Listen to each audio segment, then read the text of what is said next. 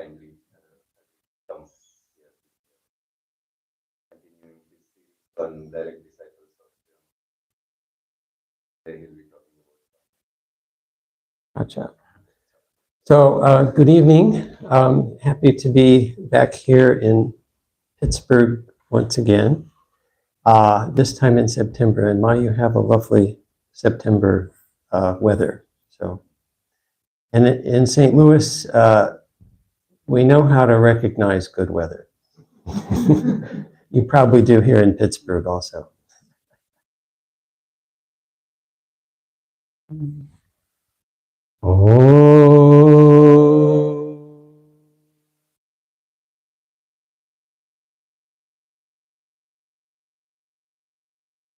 Asato ma satkamaya tamaso ma jyotirgamaya mrityo ma amritam kamaya.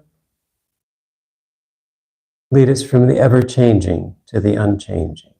Lead us from darkness to light. Lead us from death to immortality. Peace, peace, peace be unto all. So, as Haribai said, this is a part of a series that I've been doing in St. Louis on the monastic disciples of Sri Ramakrishna. And the purpose is to go to first-hand sources as much as possible so that we can get a sense of what it was like to be in the immediate presence of these great souls. So I look for dialogue and description and reactions to their talk or interchange.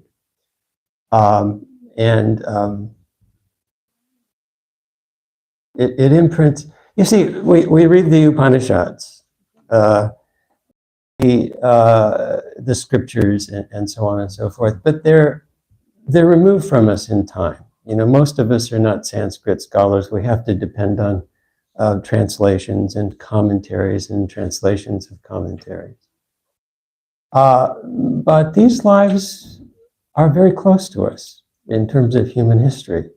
I mean, my teacher was blessed by Swami Vivekananda when he was 12 years old, initiated by Swami Brahmananda, knew about, I think, a dozen of the 16 direct disciples. So when he spoke of them, it was a living memory.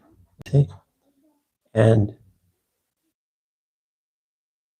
knowing the difference between a living memory, I mean, in other words, when he spoke of Swami Premananda or Swami Abhedananda or one of those great ones, he wasn't recounting it, he was reliving it, you see, and there's a much, much different impact. It touches you deep inside. So it's kind of, that's the inspiration behind this. We want to get close to them. We want to feel what it was like to be uplifted in their presence. So, we'll do a little background, and then we'll give a kind of a history of different phases of his life, and then we'll go into different parts of his life and try to give some of these glimpses. Of the five of Sri Ramakrishna's, better not get too carried away here. Okay. Of the five of Ramakrishna's monastic disciples who came to the West, Swami Abhedananda spent by far the most time here, almost 25 years. Most of that time in America, in and around New York City. He also traveled widely. 17 crossings by steamer between America and Europe. He founded many Vedanta centers in America and in Europe. He lectured and wrote prolifically. His complete works run to 11 volumes.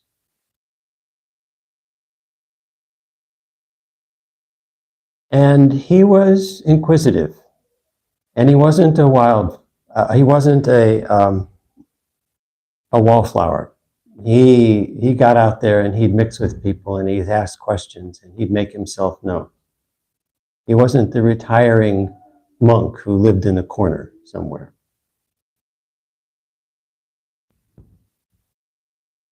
He met President William McKinley at the White House in 1898. He didn't run into him by accident when he was on a White House tour. The visit was arranged by a seated United States congressman. He met Thomas Edison in his laboratories in New Jersey and admired the power of concentration that Edison had. He met many, many other distinguished academics, clergy, scientists, men of stature in this society, and women of stature in this society. And Swami Abhedananda is the only direct disciple that we know of that visited St. Louis. He was in St. Louis from late May to mid-June of 1904 at the St. Louis World's Fair. He had a Vedanta book display at the fair. And he spoke at the Women's Exchange in one of the suburbs, Webster Grove, one of the high-end suburbs. And he took a boat ride in the Mississippi on a steamboat. This is what we know. And it's interesting, the site of our St. Louis Center is on what was once the grounds of the World's Fair. And recently, the Missouri Historical Society set up a huge diorama of the fair with everything in its proper place. And then they could superimpose the present geography of the same land. And the present site of the St. Louis Center is on a kind of a hilly area leading up to the agricultural building, which was the largest building at the fair and one of the largest buildings in the world at the time. And anyone that was going up to the agricultural building, one of the obvious routes was to go up those pathways that went over our property. So there's a very good chance, given Swami Abhedananda, I'm making a case here, Swami Abhedananda's his habit of seeing things and doing things, that he went to the agricultural building to see the plows, shares, and all that, and he walked over our property. So I am holding on to that. I was going somewhere with that. And he came back through St. Louis in 1905 on his way back from a West Coast tour. And the West Coast tour went from Alaska all the way down the West Coast to Mexico City, and he was coming back from Mexico City to New York when he stopped in St. Louis and spoke to a group of about 50 people. And he wasn't traveling by plane in 1905. This was all by train. So he had an amazingly strong constitution to do this kind of traveling for such a long time into his 50s.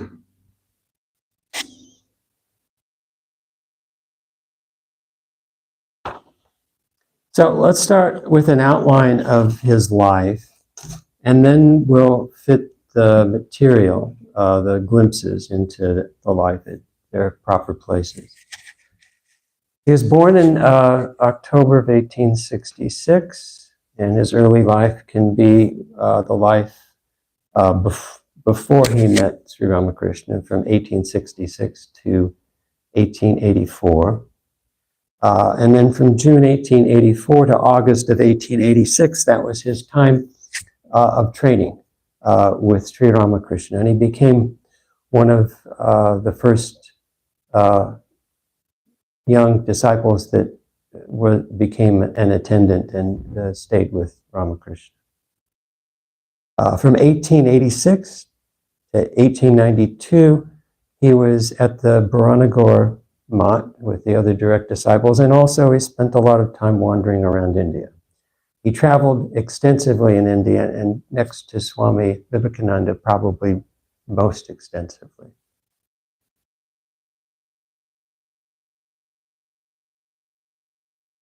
And in 1894, Swami Vivekananda sent some kind of urgent request back to his brothers and said, look, they're attacking me here. They're saying I don't represent anybody.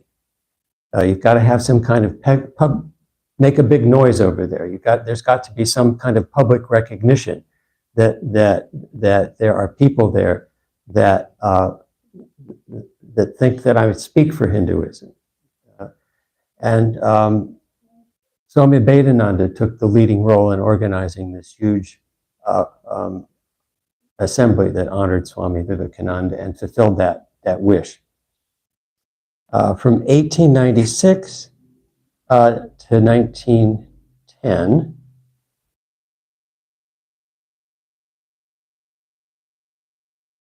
he was working in and around New York, first in London from 1896 to 1897, and then in 1897 he shifted to New York City at Vivekananda's request and stayed in that very active working mode until 1910.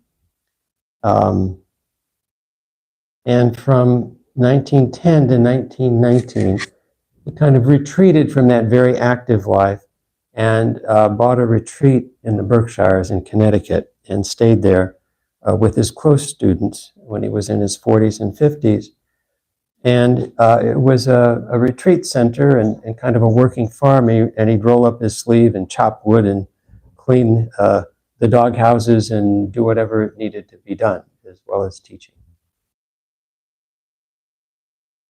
And from 1919 to 1921, he returned from India. He took his time. He went to the west instead of the east to return to India from America. So he stopped for about a year in San Francisco and helped Swami Prakashananda with the work there and helped him get that established. And then he went down to Los Angeles and spent 6 months there doing Vedanta work. Then he attended the Pan American Congress in Honolulu as a representative of Hinduism, and he crossed the Pacific finally to India. It took him 2.5, 3 years to get back.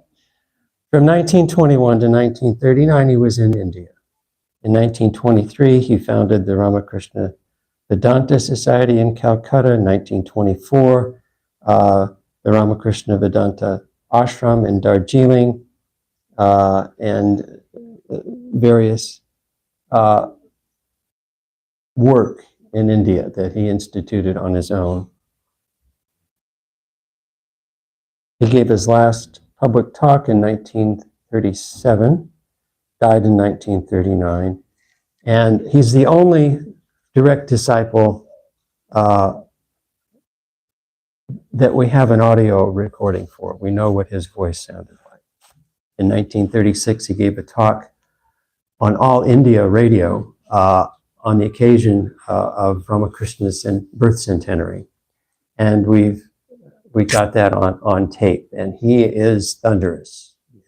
For an old man in his 70s, he spoke with such power. It's in Bengali, but you can tell he had a lot of prana. So, and he's also the only direct disciple of Sri Ramakrishna who wrote his autobiography. It's called My Life Story, and we'll start with his antecedents and birth. My father, Rasik Lal Chandra, was born in Calcutta in 1822. He passed the seminar examination of those days in the English language in the Oriental Seminary School, and then taught English there continuously for 25 years. Now, English in British India was the currency for a good job. and it was really important for people to know good English. And there were only 2 non-missionary schools in Calcutta at the time that taught English to Bengali students, and this was one of them. Many gentlemen of Calcutta acquired proficiency in English from that school. Many of them were students of Rasik Master. That's what he was called, Rasik Master, my father. Mention may be made of a few. Krishnadas Paul, Vishwanath Datta, Swami Vivekananda's father, Girish Chandra Ghosh, Atul Krishna Ghosh, a high court officer, and so on. Suresh Chandra Mitra, a lay disciple of Ramakrishna, and so on. All of them used to look upon my father with high regard, and if they happened to see him on the street, they would make pranam. So you could say he came from a distinguished upper middle class family. Neighbors would come to my father to have letters written in English. He would often act as interpreter for his neighbors when they had to talk with Englishmen. My father married twice. He had a son and a daughter by his first marriage.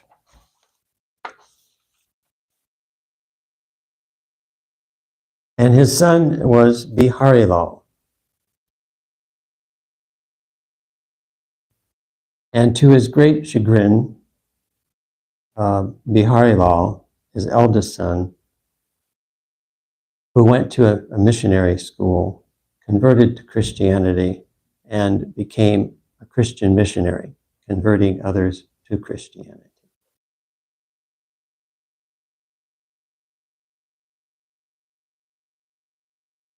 This is Swami Abhedananda commenting. In those days, many of the young Bengali Hindus educated in the missionary schools felt a certain pride in giving up their own religion and adopting Christianity. In disregard of my father's instructions, Biharilal got converted into Christianity. My father was upset with grief for his only son and made up his mind to commit suicide. Accordingly, one day when he stood neck deep in the Ganges, lost in contemplation, he heard a mysterious voice. Why should you commit suicide? Marry again. He was startled, and having looked around and finding no one at any side, he thought it was a message from God, and so did not commit suicide.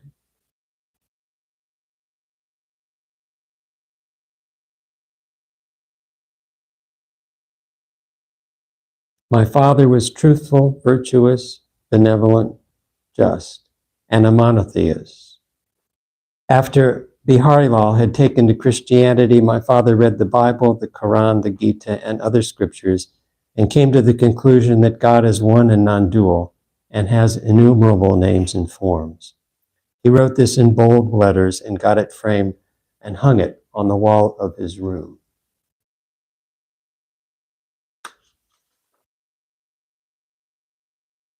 In 1850, my father married a second time when he was 28. 9 sons were born from this marriage. 5 died at an early age. I was the second of the surviving 4. Now, note, he's writing in English as a Westerner would write. And this was much later in his life that he wrote this book. Long before my birth, my pious mother, Nantaranta Devi, would go to Kalighat and pray ardently to Mother Kali for a son who would be of saintly character, virtuous, and a yogi. I was born 2nd of October, 1866 at 10 a.m. At my parental home, my mother named me Kali Prasad as she had obtained a son through the grace of Mother Kali. Much later, Mother told a devotee regarding my birth, "When your Swamiji Maharaj was born, his whole body was wound up in the umbilical cord. The nurse in attendance said, 'This child must be some great soul who has been drawn out of the state of yoga. He looks as if he were reluctant to be born, and so someone tied him up and sent him here.'" Now, Christ had 3 wise men. Swami Abhedananda had 1 wise nurse.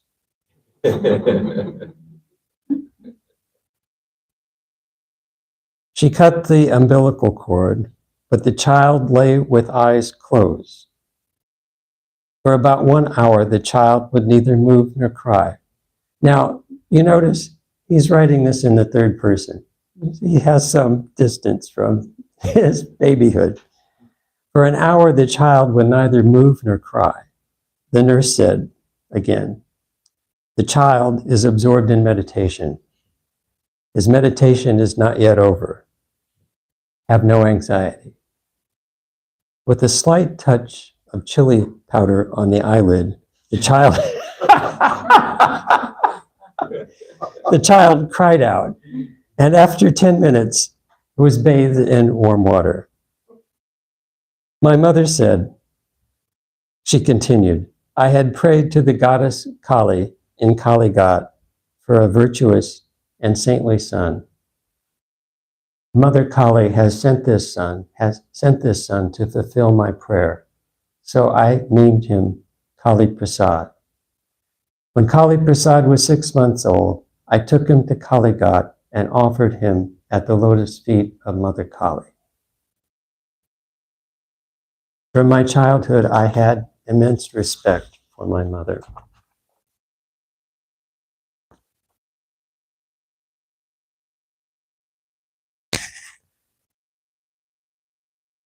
Every day after bath and daily worship, my mother would read 1 chapter out loud from the Ramayana or the Mahabharata, and then she would eat. And she would eat nothing before having finished this. I would sit by her side when she read from those books and listen attentively.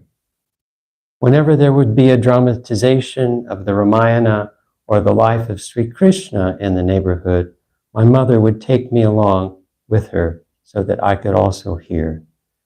Thus, I was able to appreciate the great characters of the Ramayana and Mahabharata and the ideals of Hinduism at a tender age.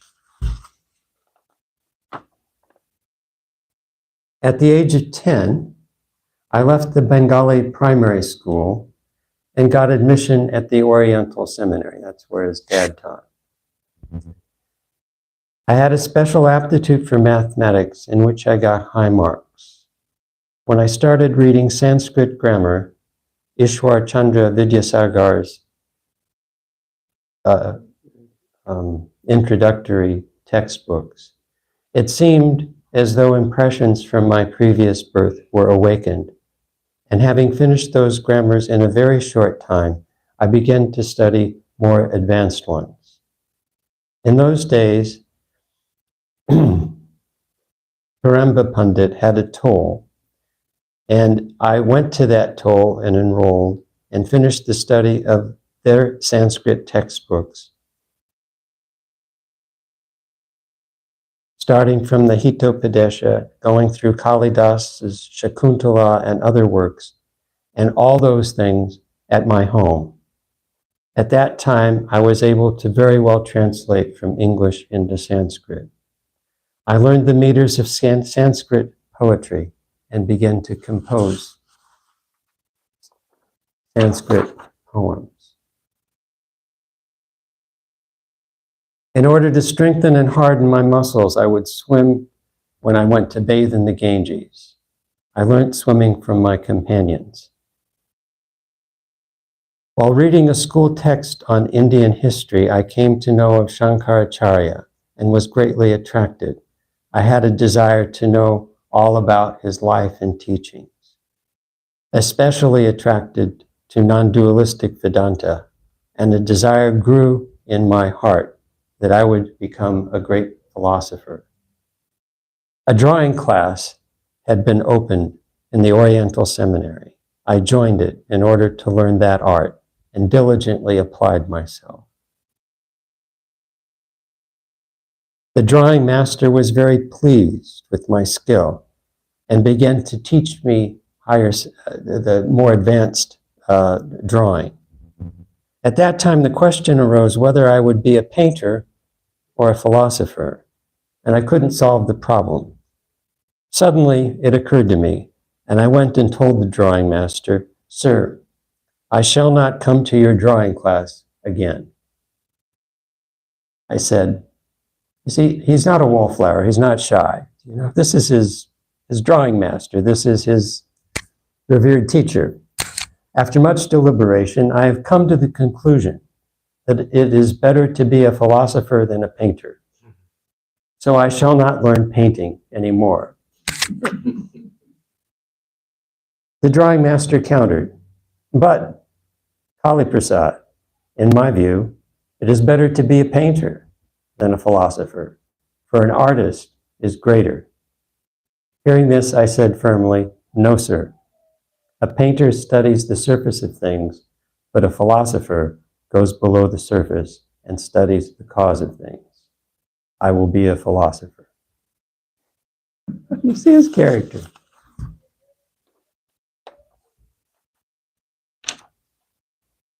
From my boyhood, I would put various kinds of questions to my father.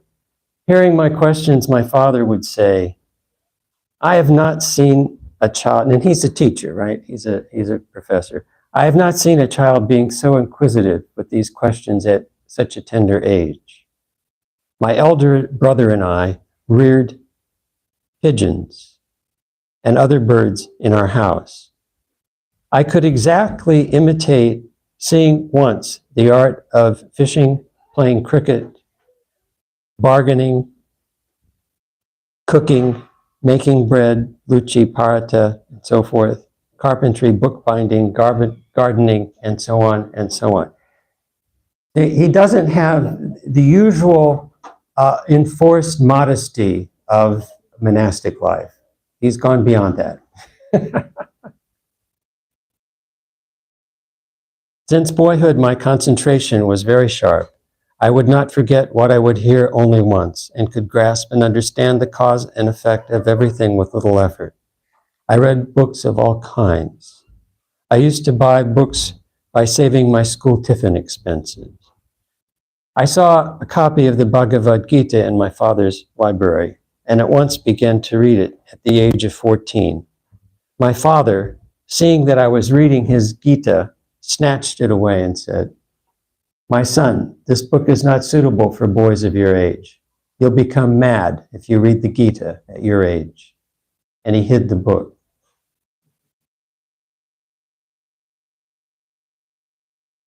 I began to ransack every room in the house to find it. And when I found it, my joy knew no bounds. Late at night, when everyone would be asleep, I would light a lamp and read it with great joy. So as he grew older, he went to the public forums where luminaries like Keshab Chandra Sen and others spoke. He used to listen to the English speeches of the Christian missionaries, I guess like his brother, to study their oratory. And he had a curiosity to know everything. He approached Pandit Shashadhar, who is in the gospel, had a conversation with Sri Ramakrishna to learn Patanjali's yoga aphorisms. One day I went to meet Pandit Shashadhar and asked him, "Sir, I want to study the yoga aphorisms of Patanjali. My boy, if I had time, I would gladly teach you. But you should go to Kalivara. He'll gladly teach you. You just tell him that I sent you." When I was studying Patanjali Darshan, I had a strong desire to read other books on yoga philosophy. I read the Shiva Samhita. In this book, the methods of Hatha Yoga, Kundalini, Pranayama, Raja Yoga are explained in detail. But in the Shiva Samhita and other books, it is stated that yoga has to be learned from a preceptor who has attained realization of God through yoga, and that practicing yoga by reading books does not yield happy results. So, phase 2.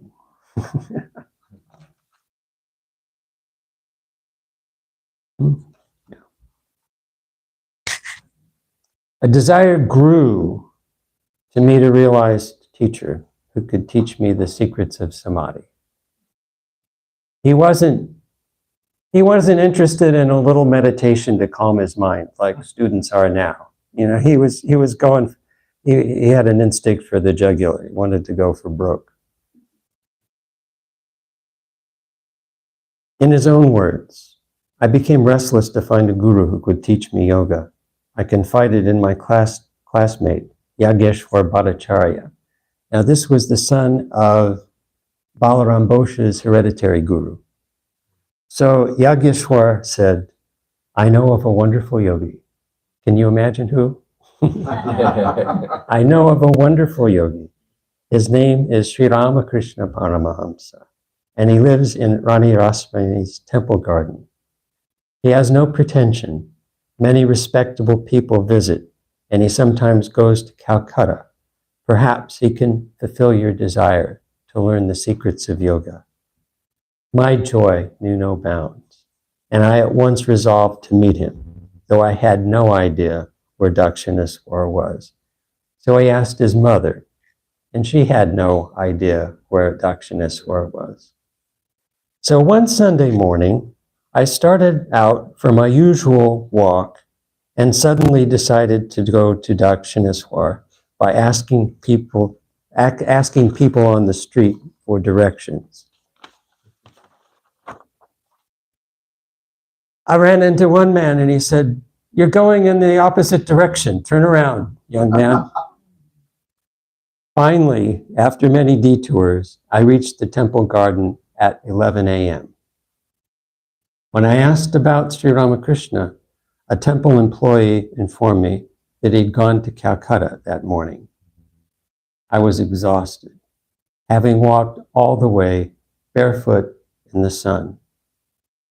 I sat on the steps of Ramakrishna's northern veranda and wondered how I could ever go back to Calcutta. I was hungry and thirsty and dead tired and didn't have a pice on me. I'd not informed my family where I was going. I didn't know anyone in Dakshineswar, and moreover, I had not the strength to walk back. I began to cry. He was 17. I thought,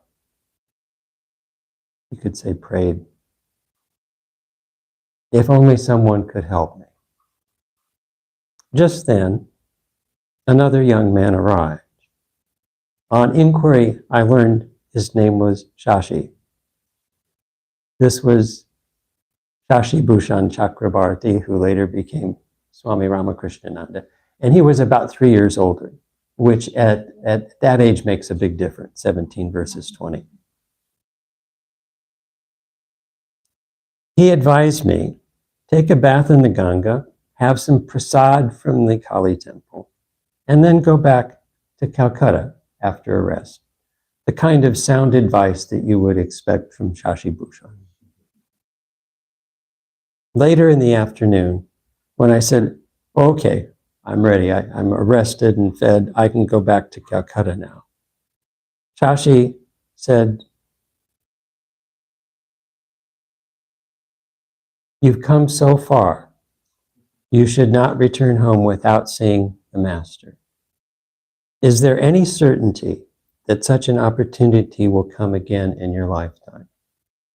Since you've come to meet him with so much difficulty, it is better for you to wait. Again, sound advice from became his elder monastic brother.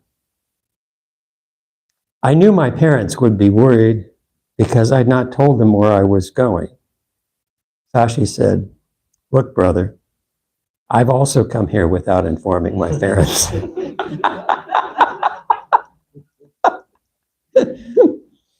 Don't worry. We'll stay here tonight. The master will positively return from Calcutta by late evening, as he never stays overnight in Calcutta. Shashi showed me around, and in the evening took me to the Kali temple for the Vesper service.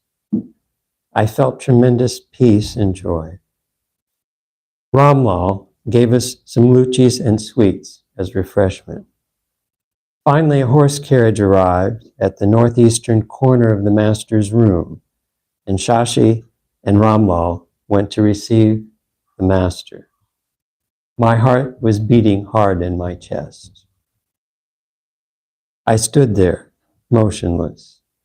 After getting down from the carriage, Sri Ramakrishna said, "Kali, Kali, Kali," and entered his room.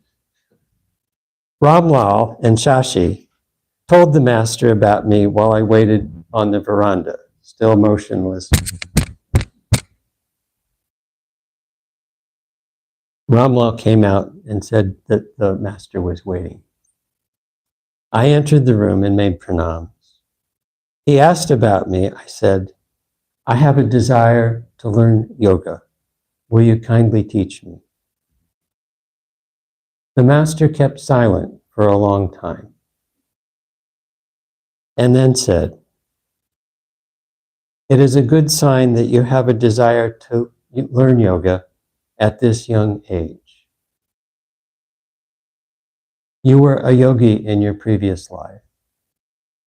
A little is left for perfection. This is your last birth.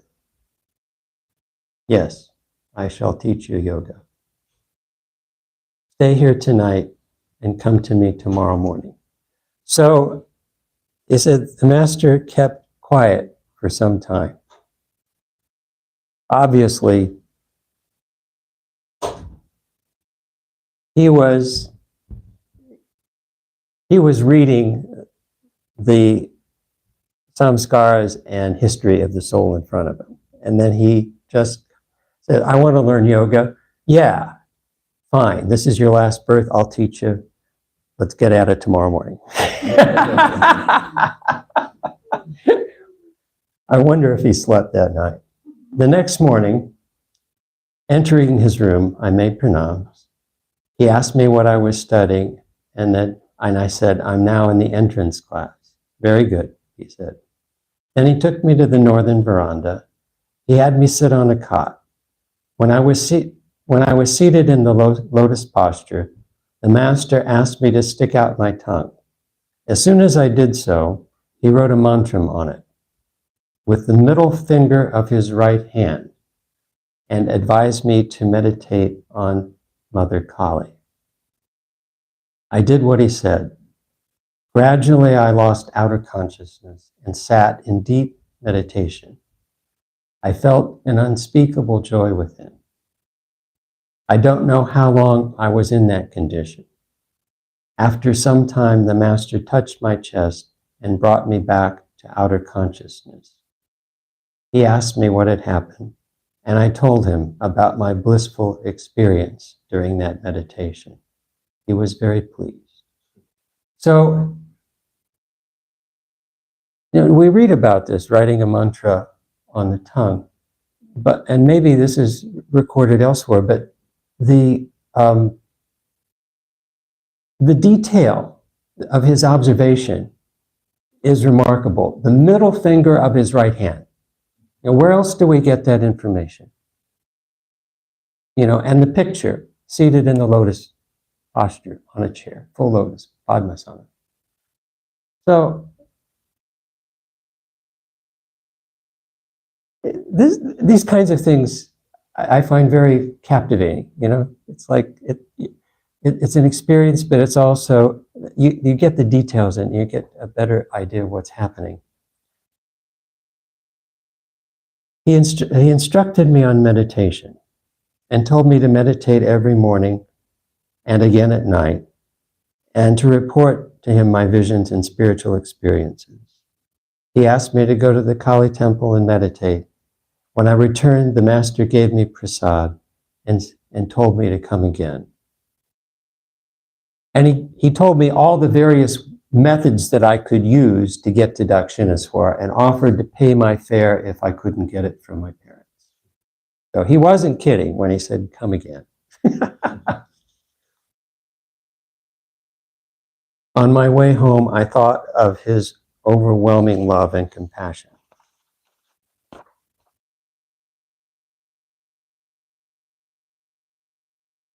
So Kali got right into the mix. This is a reminiscence about Mahendranath Gupta. After I had become acquainted with, he calls him Mahendra Master, he said to me, you should write down the teachings of Paramahamsa Dev as you hear them. I record them in my diary, but I'm so busy with various kinds of work in the household and teaching at the school that I don't find as much time as I would like. You're spending a lot of time with Ramakrishna, and for that reason, I tell you, write down his extraordinary teachings. At this, I started writing down his words, but subsequently I thought, of what good will it be to write down all this on paper if I do not build up my life according to the teaching? Then I began to record the teachings on the screen of my heart instead of writing them on paper, so that his teachings might remain with me forever. So M knew the value of this young man, or he wouldn't have instructed him. He didn't ask him, he instructed him to write down the teachings. So he might have been a little miffed, that he was losing this, that Kali Prasad wasn't writing these teachings down. So the Swami continues, and he was an attendant, pretty much there all the time. I was present during most of the occasions described in the Gospel of Sri Ramakrishna, but my name was not mentioned in all places of the Kathamrita because perhaps I was young in age and I would get lumped into etc. Present were Latu, Rakal, Dada, etc. Of course, not being a wallflower, of course I mentioned this to Sri M many a time when he was alive. But this means over a period of time he would mention it to him, while he was alive. But for some reason unknown to me, Master M has left me within the bounds of etc.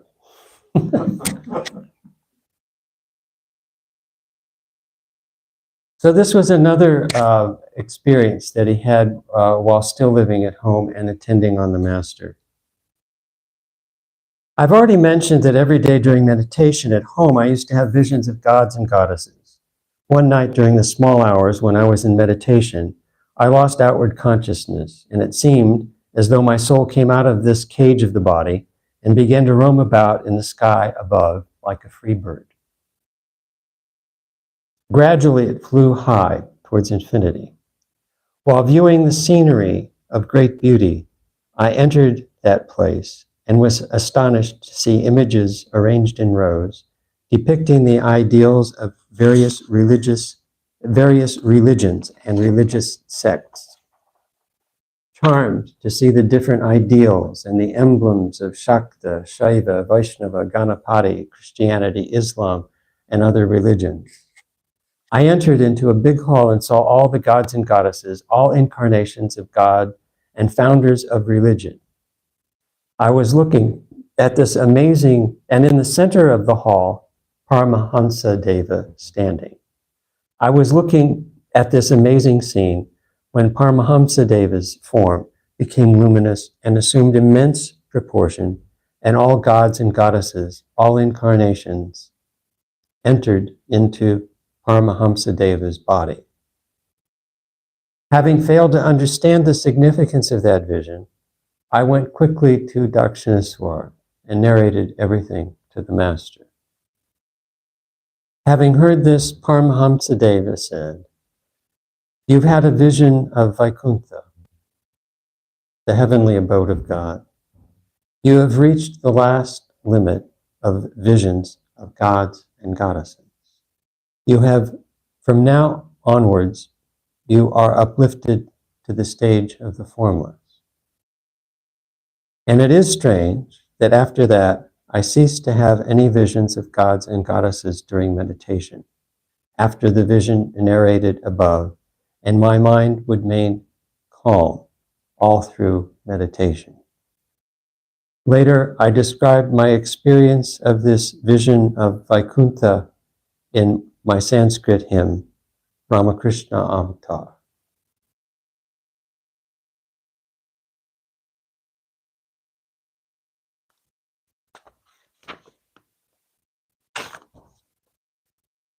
Now, this is a scene that's in the Gospel of Ramakrishna.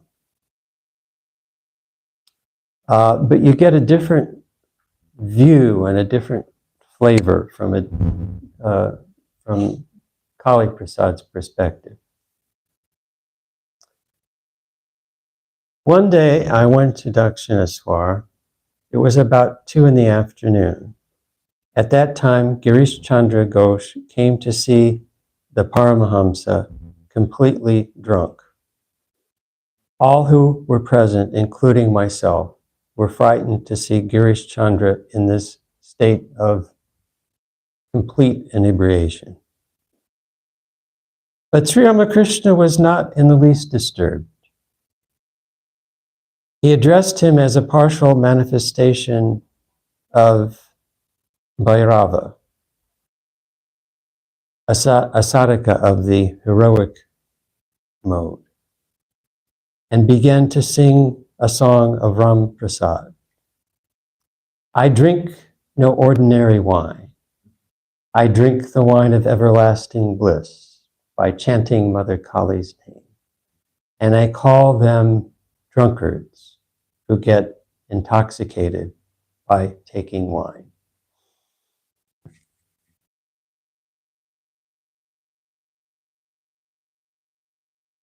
Girish Babu, with his head on the feet of Sri Ramakrishna, was crying plaintively, "Save me through your grace." The master went into ecstasy and in that state began to say, "Mother, Girish, being a devotee of the heroic school, will not be able to do all those little things." He looked steadily at Girish Babu and asked him to give the master the power of attorney. At the behest of Paramahamsadev, Girish gave him the power of attorney. Girish Babu's intoxication left him immediately, and he began to talk with the devotees assembled there in a normal way. It's a different flavor. His intoxication, his drunkenness left, gone.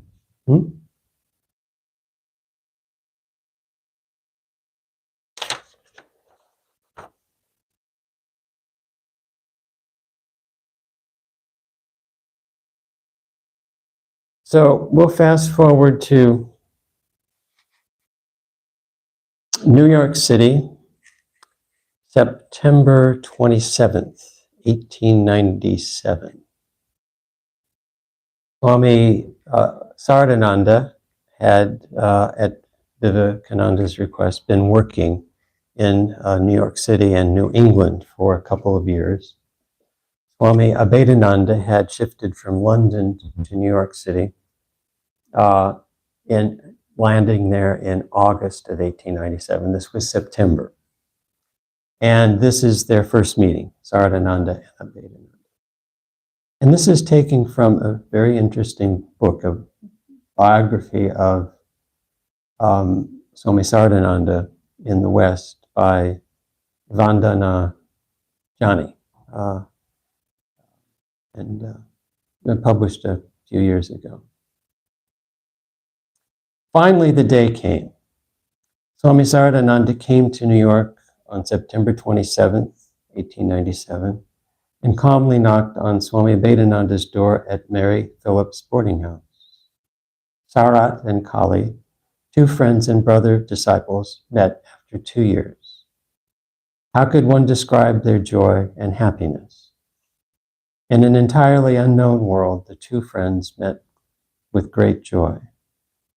Abhedananda wrote, I spent the whole day with Sarat, talking on different subjects, especially about the work he was doing in America. It was a great delight to meet my beloved Guru Bhai after such a long time and in a foreign country, reminding me of the days we lived together and served our Divine Master in Kasipur Garden House near Calcutta, and also after the Mahasamadhi when we lived together with Swamiji, who used to call us Kelu and Bulo, for we were Swamiji's, Vivekananda's personal attendants, as well as his staunch followers in all struggles for spiritual attainment at the Baranagar Math. How Sarat and I had traveled together to Puri and lived together, accompanied by Babaram, for 6 months at the Imar Math of Sri Ramanuja Vasishtadvaita sect. They reminisced about instances in the travels that they had taken together. Swami Abhedananda said, do you remember, brother, how we once tried to drink the milk of a tigress? Saradananda said, yes. How brave of us to run away before she attacked. And also, Swami Abhedananda remembered painful times. Brother, he said, remember how you nursed me with the greatest brotherly love at Alambazar Math. When was that? Don't you remember? The 4 months at Alambazar Math, when I had 7 surgeries on my left foot on account of an attack of guinea worm. Swami Saradananda, remembering his brother's pain, said, I've seen that, brother. You were in such pain. Those worms, Abhedananda made a face as if he was still experiencing the pain.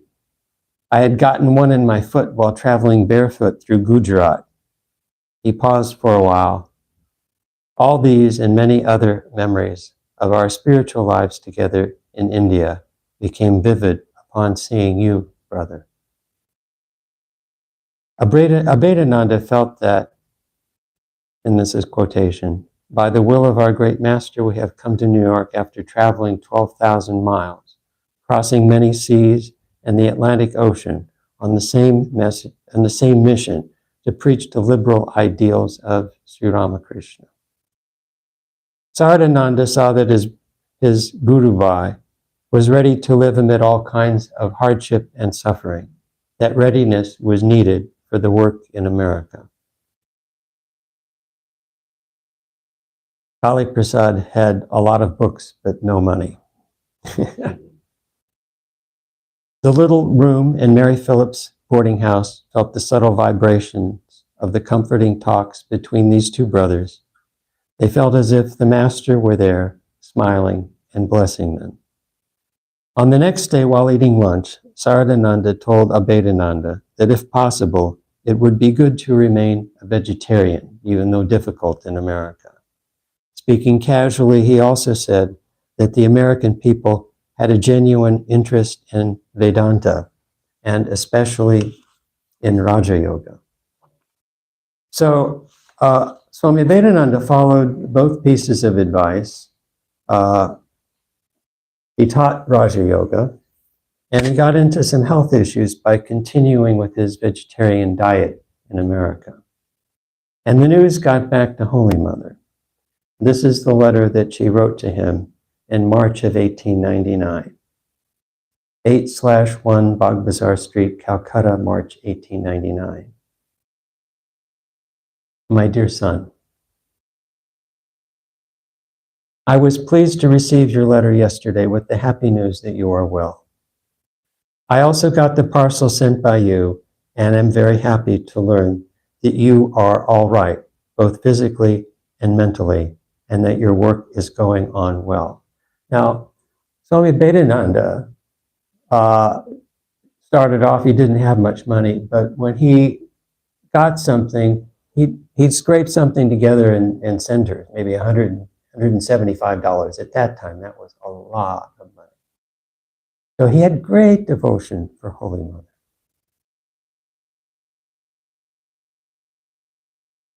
You, my sons, have added glory to the name of the Lord. I always pray to the Lord, and I bless you that you may be crowned with success. I have no doubt that He will help you in this great mission.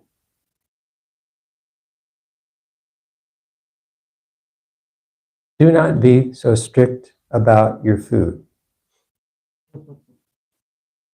In that country, you should take good meat instead of purely vegetarian diet. There will be nothing wrong in doing so. And since I am giving you permission to do so, you may take that food without the least hesitation or worry. Always take care of your health, my son. You should retire at times into solitude and also write to me occasionally about your health. My blessings to you, your mother.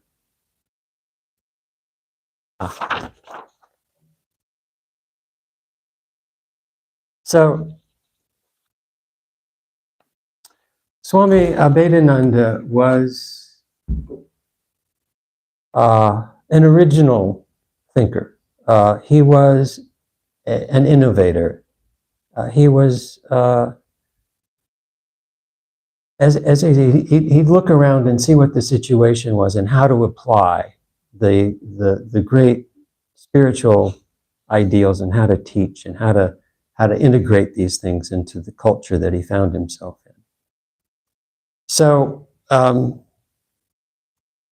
accordingly, on January 25th, 1900, Swami Abhedananda started the Young Men's Yoga Association in New York, the YMYA. A children's class was also established in January of 1900 to train the young minds in higher thinking through Indians' repository of fables and stories. The class for children was reviewed in the New York Herald of March 4th, 1900, titled, New York's Juvenile Vedantists, Little Ones Who Are Learning Brahmanism. Not the least among the extraordinary things of these times is the realization that India, the land of the heathen and benighted, according to popular impression among our people, is sending missionaries of the Hindu religion into the very core and heart of our Western civilization. Here in New York, a few picturesque monks, Swami Tuyananda was there by then, have banded together in a society for the propagation of their religion and philosophy, which is taking such deep root and spreading so rapidly that children in this city are being reared and trained in the faith and are sent every week to sit at the feet of the Swamis to learn wisdom and grace. Every Saturday afternoon, a class of young boys and girls gathers together in the rooms of the Vedanta Society on East 55th Street to speak an hour or so with the Swami Abhedananda and drink in the teachings of the Hindu philosophy, which is expounded to them in the most fascinating way. The young people come in with beaming, expectant faces and draw their chairs around the handsome oriental figure of the Swami, who sits in the middle of the circle, wearing a robe of rich red and holding in his hand the ancient Sanskrit book, the Hitopadesha, or Book of Good Counsels. It dates back to the 13th century BC and is the source of many of our fables of animals and our fairy tales. The life and teachings of Jesus enter into the text of the Vedanta philosophy, and never a lesson goes by but some saying of Christ's or some incident of his life is used to illustrate a moral lesson or point out a principle. The Swami selects a story every Sunday afternoon from the Hitopadesha and tells it to the children. The stories are all about kings and queens and animals who converse freely together upon subjects of astounding range for young minds. Woven into the glittering fabric of wonder and imagination are the doctrines of the Vedas, such ideas as reincarnation, karma, and yoga, with bits of wit, wisdom, and good advice, which will linger doubtless in these young minds during all their lives. The Swami ends the story and then follows with a little talk about it. And then each child in the class is asked to repeat the story in his own words and tell the moral lessons and reflections which the story has given him or her. It is wonderful to see how much of the real meaning of the tales makes its way into their heads, and how eager they are for more. So, this was the heyday of education being the pouring of knowledge from one vessel into an empty vessel. And you can tell that Swami Abhedananda does not subscribe to this theory. Each child participates and retells the story and gives their own reflection on it, so that they're fully engaged. They're fully engaged in the story and the lesson. So, I mean, he was an innovator. I mean, he knew what he was doing. And to get this kind of publicity from a major newspaper in the largest city, the Purse of America, amazing, in 1900.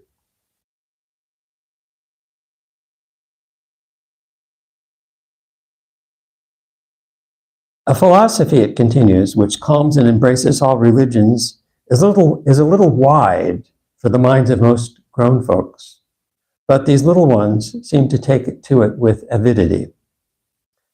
When the children's class was first started, the mamas and the aunties were allowed to come in with the children.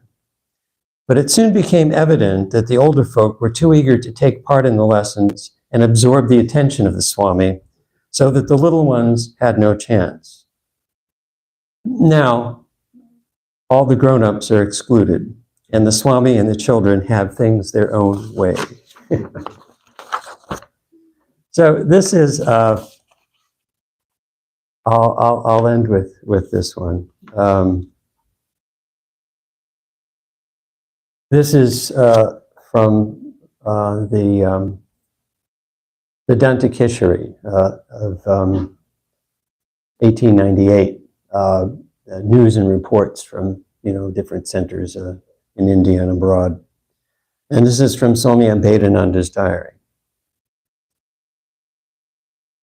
On my arrival at Boston Station, Dr. Lewis Janes came to meet me and took me to Mrs. Oli Bull's studio house in Cambridge in the pouring rain. Dr. Janes, who is president of the Brooklyn Ethical Society and the director of the Cambridge Religious Conferences, invited me to be one of the speakers before the Free Religious Association of Boston. He was living in Mrs. Bull's studio house, where I was accommodated as his guest. On the 28th May, Dr. Janes took me to the Harvard University, where I met Professor Royce, who taught idealistic philosophy, and Professor William James, the noted psychologist and pragmatist. As it was the last day of the session at the university before summer vacation, and the entire course was summarized, I was allowed to attend their classrooms and listen to the last lectures. It was extremely interesting to me. At first, I heard Professor Royce, and after an hour, Professor James.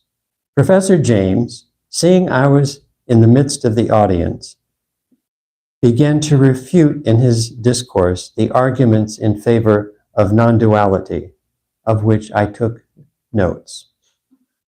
Afterwards, he asked me to speak on unity the following Sunday, and I said that the title had been previously announced as The Scriptures, What Do They Teach? And this would be at Mrs. Ole Bull's house in Cambridge before the members of the Cambridge Conference. But, I told Professor James, I would be delighted to speak on your subject, unity, if you would kindly attend the lecture. He agreed.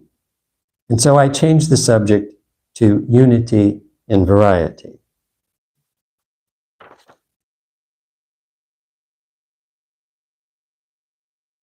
On May 29th in the afternoon, I delivered my lecture, Unity in Variety. Professor William James, Professor Landman, the great Sanskrit scholar who afterwards edited Whitney's translation of the Atharva Veda, were in the audience. In my discourse, I brought out all of Professor James' points from the previous day against unity and logically showed how fallacious they were. He's not a wallflower. He doesn't mince words. Dr. Dr. James announced, he's the MC, and Dr. James is in the audience. Dr. James announced after my lecture was over that the Swami would entertain questions. Professor James had his students with him sitting by his side. He then whispered to them to ask his own questions, which I answered without any hesitation. After I had answered several of his questions put by his students, Dr. James, with an N, said, Swamiji would be very happy if Professor James puts questions to him directly. Yeah. So to this, Professor James replied that this was not the place for him to ask questions. At the close of the meeting, Professor James shook hands with me and congratulated me for my lucid and logical discourse on unity, which means Advaita, okay, and invited me to lunch with him in his house the next afternoon. Now it gets interesting. On May 30, I returned from Newton, Massachusetts to Cambridge and went with Dr. and Mrs. James to hear Professor Shaler, the author of the scientific book entitled Matter, Motion, and Mind, at the Memorial Hall. Then we went with Dr. James to lunch with Professor James at his house. Present were Professor Royce, who was famous at that time. He was very famous. Professor Landman, that's the Sanskrit scholar, and Professor Shaler, who he had heard earlier in the day, were with us at the table. After lunch, Professor James started a discussion against unity with me because he believed in the plurality of the infinite and was against the idea of the unity of the ultimate truth of the universe. Now see, before, this was 1898, this was before, this was a Newtonian science. That Einstein and quantum theory came a little later. So the teachings of Advaita were radically, they didn't coincide like they do now with the teachings of science. You know, this was a stumbling block. I mean, we're in a different age now. So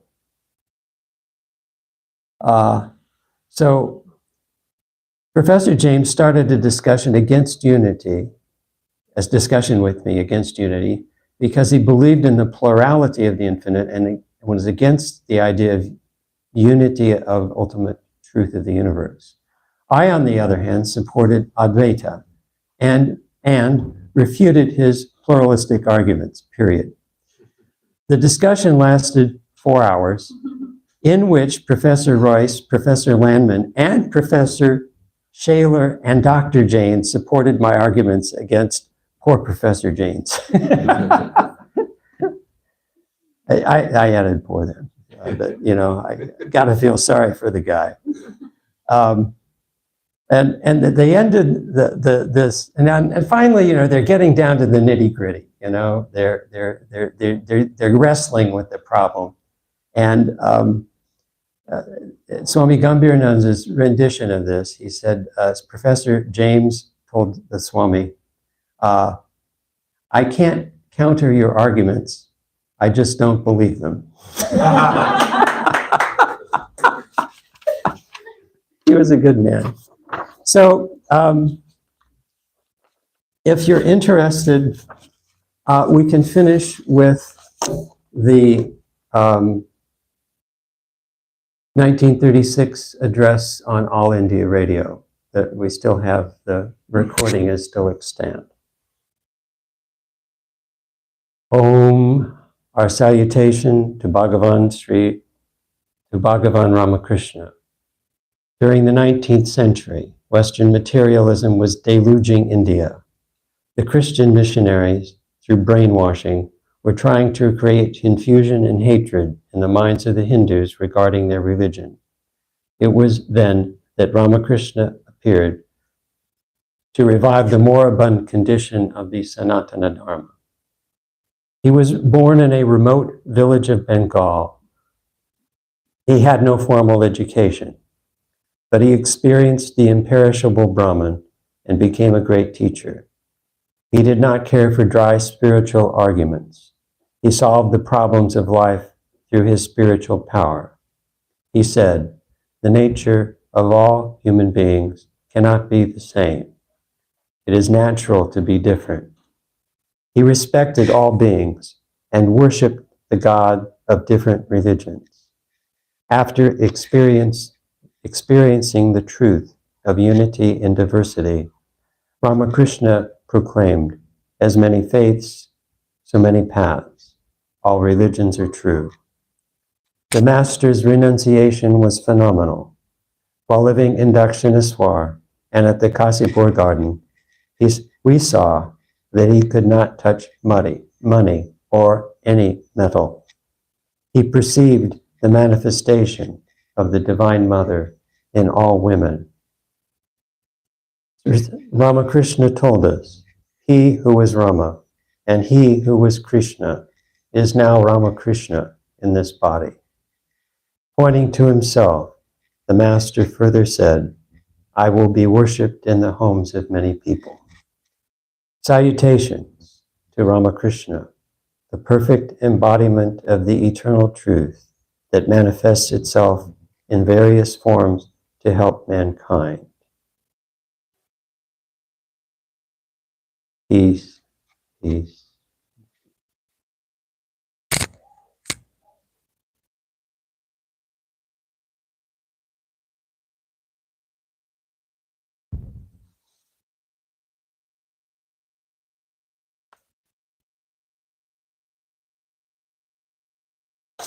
Sure, yeah. If anyone's still awake.